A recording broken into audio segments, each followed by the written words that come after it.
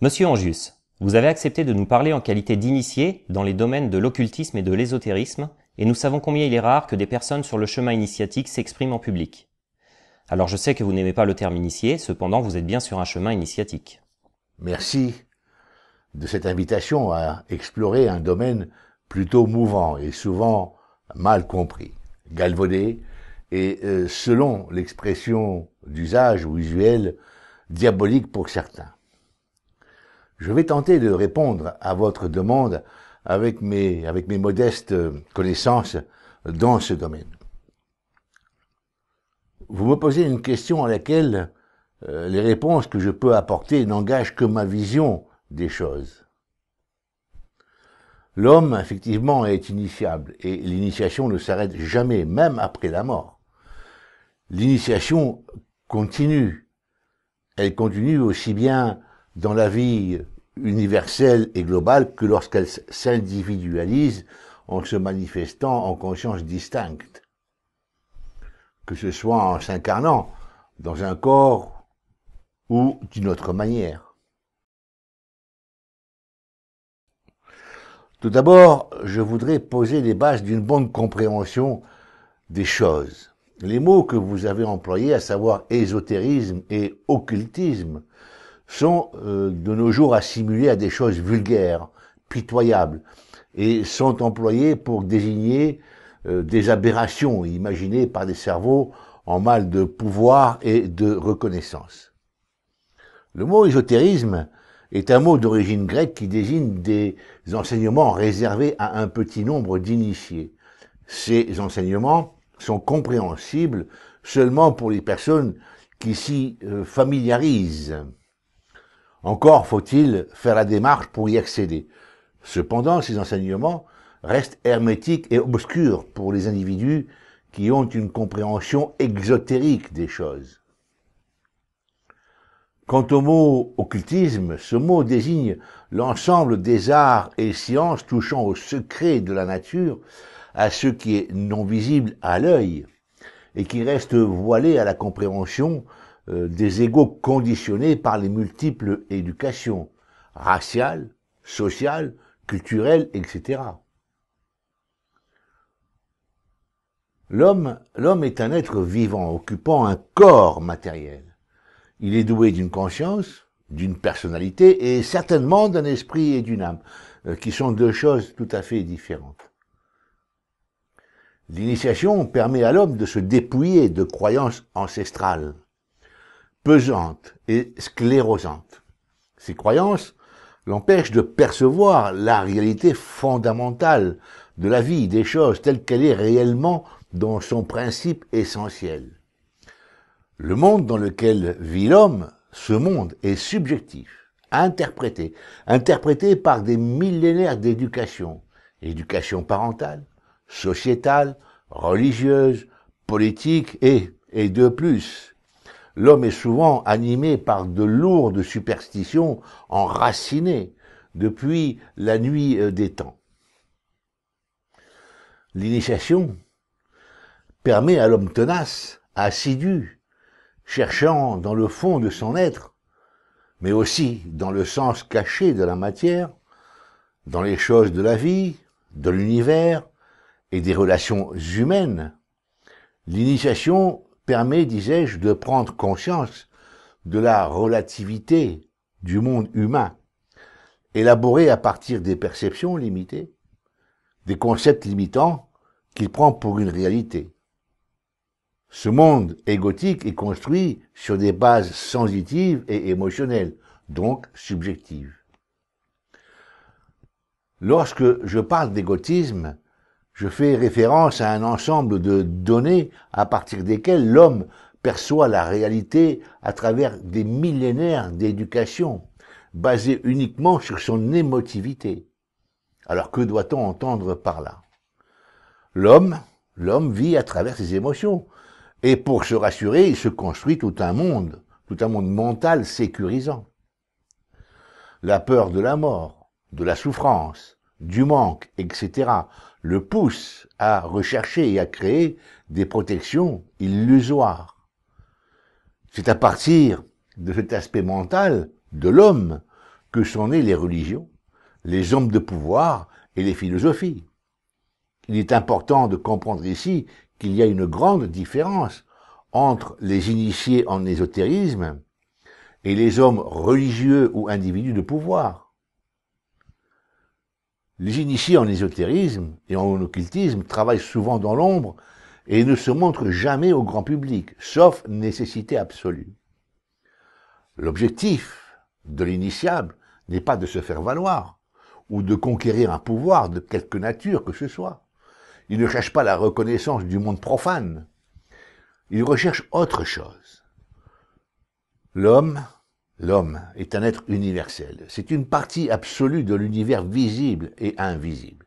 Cependant, des milliers d'années d'éducation de race, de patrie, de religion et autres systèmes philosophiques ont créé une cage mentale, un ego démesuré, empli de certitudes à base d'émotions dans lequel il est enfermé, alors qu'il pense être libre. Alors c'est là que je trouve le paradoxe.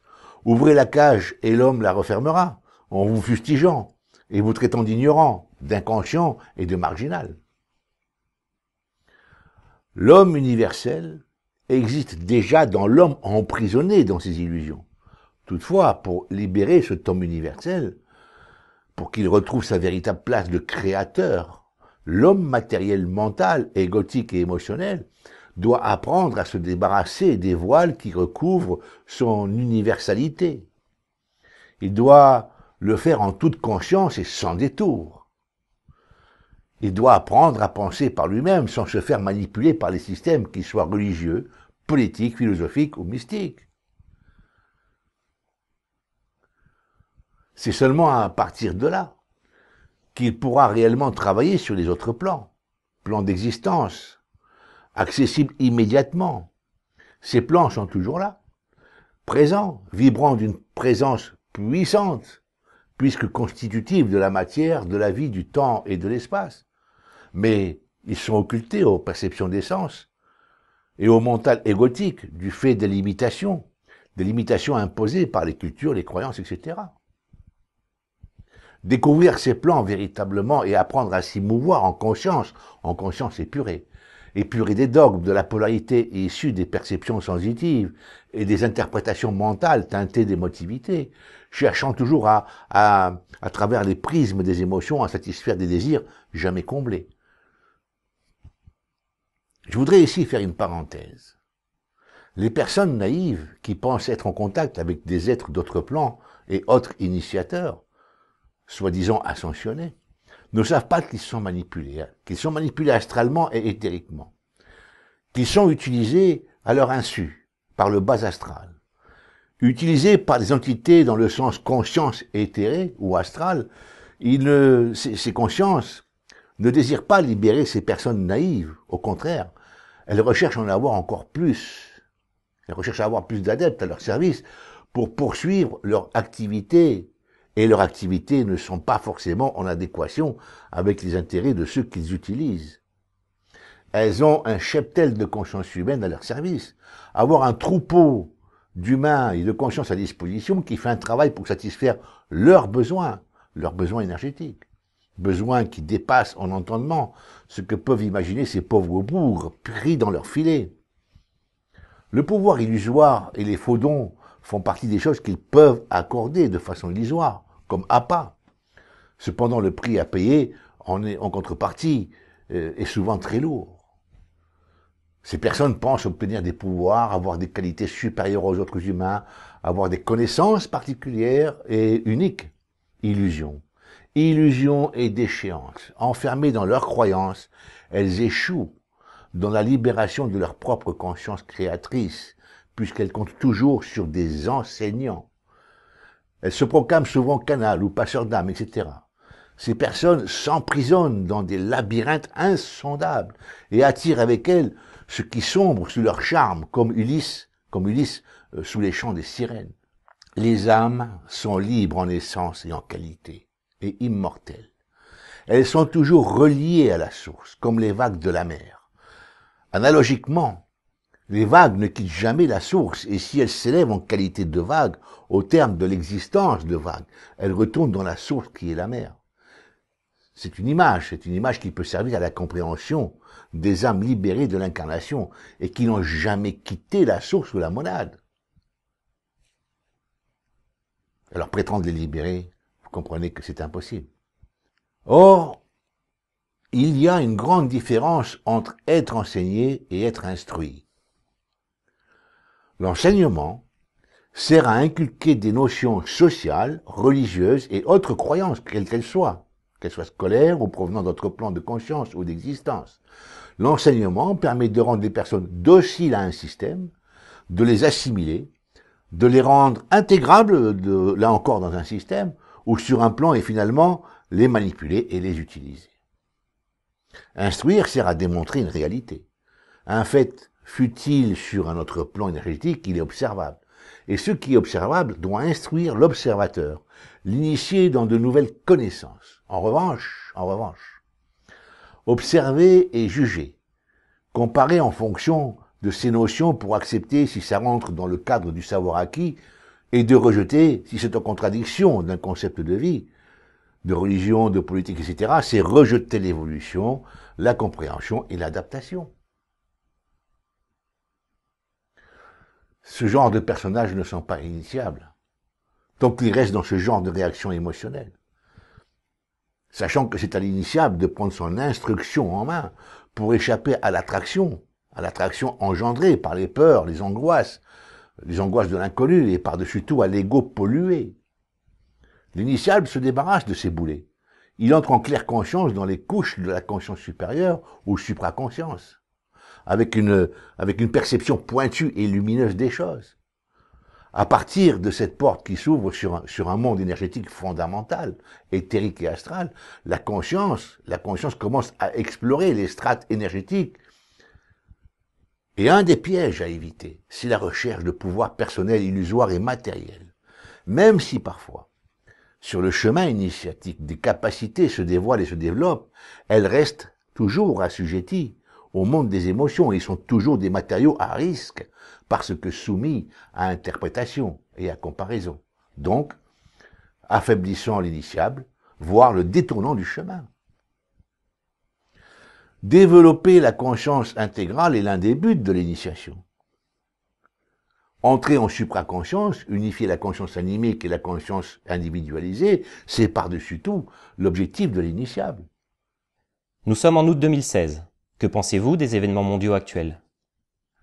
Puisque vous posez la question, voici ce que pense un homme sur le chemin de l'initiation. Et ceci n'engage que moi. Nous vivons des temps de changement importants. La civilisation humaine est à une période cruciale de son évolution. Les dogmes sont appelés à disparaître. Les religions qui ont été utiles en un temps n'auront plus aucun intérêt dans les décennies qui suivent. Elles ont eu leur utilité. Elles ont soutenu l'humain. Mais leur temps est révolu. Les systèmes sociaux et politiques ayant pour fondement la domination par la manipulation machiavélique des masses et des individus disparaîtront dans des convulsions incontrôlables. Un temps nouveau se met en place et une nouvelle conscience commence à germer, à émerger.